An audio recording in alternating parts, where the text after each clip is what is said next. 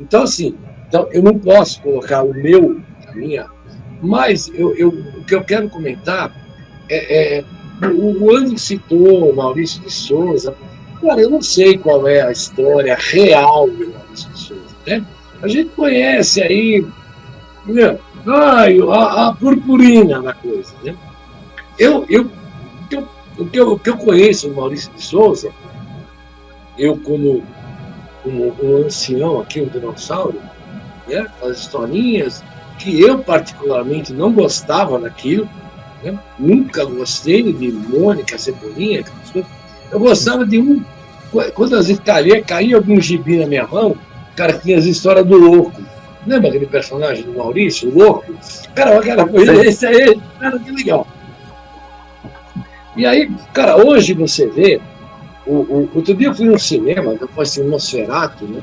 Aliás, eu gostaria de comentar, né, sobre coisas além de quadrinhos. Né?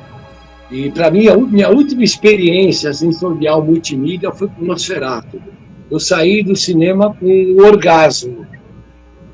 Eu gostaria depois, vocês lembrarem. Sim, vai comentar. Sim. Enfim, a gente falou um pouco sobre cinema, sim, é bom.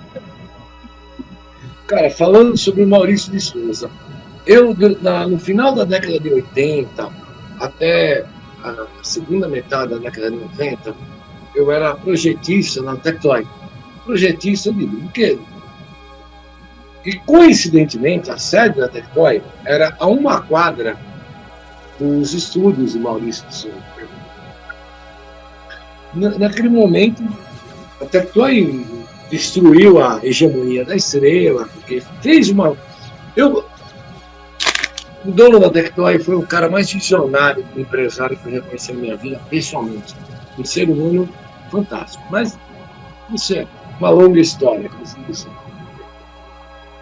E teve um determinado momento em que o Tectoy quis fazer os bonecos da Mônica e Cebolinha.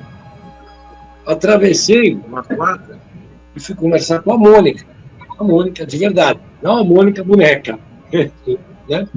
E porque ela era responsável por toda essa parte de licenciamento. Cara, isso é absurdo. As maçãs da Mônica, hoje você vai no supermercado, até a banana da Mônica, deve ter camisinha da Mônica, deve ter tudo. O cara conseguiu criar um império dentro do Brasil que, na minha modesta visão, se a gente for comparar o nosso ultra, super, hiper, high bloggers lá embaixo, a nível de um Walt Disney, logicamente guardadas as devidas proporções. Porque o Maurício de Souza, igual a metragem, fez aqui o Parque da Mônica, a maçã da Mônica, a punheta da Mônica, a puta que pariu da Mônica. Cara, e quando eu fui conversar com ela, naquela época, eu estou falando isso nos anos 90, ela foi muito criteriosa. Diz, olha, a gente só assina, autoriza o uso do personagem do Maurício de Souza Produções se for uma coisa atestadamente de qualidade, o que efetivamente no começo era com as maçãs da Mônica, que hoje vem maçã podre. Mas isso não vem ao caso. Eu acho que, assim, indo para o que nos interessa aqui, o Maurício de Souza, eu acho que ele eu não sei aonde ele descobriu aí, ó, qual foi a fonte que ele achou. O que foi que ele achou que ele chegou aonde ele chegou? Porque, cara, eu fui visitar nesse dia que eu estou comentando, era ali na Lapa de Baixo, o Edu conhece, a Lapa de Baixo de São Paulo, a Rua do Fortúnio, que é onde ficavam na época os estúdios Maurício de Souza. Cara, tinha um andar lá que era um andar de, sei lá, de 1 quilômetro de estagiário. Os caras não ganhavam porra nenhuma aí para ficar, tipo, aprendendo com o Maurício de Souza, para fazer os personagens dele, reproduzir tudo aquilo. Né?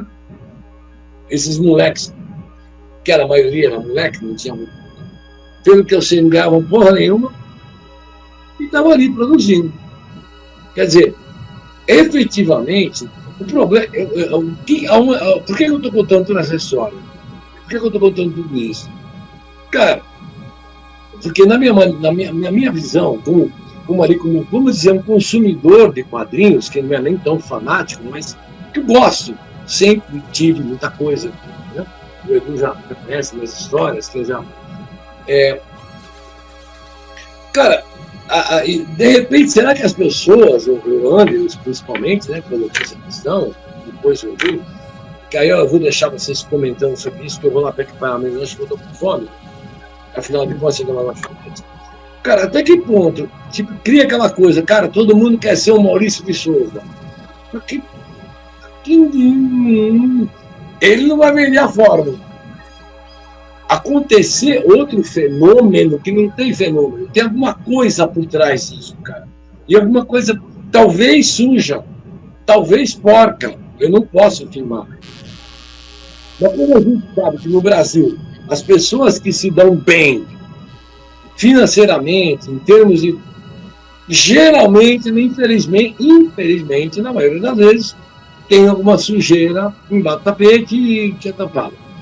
Então, assim, talvez essa coisa do Maurício de Souza, das pessoas perseguirem o modelo Maurício de Souza, seja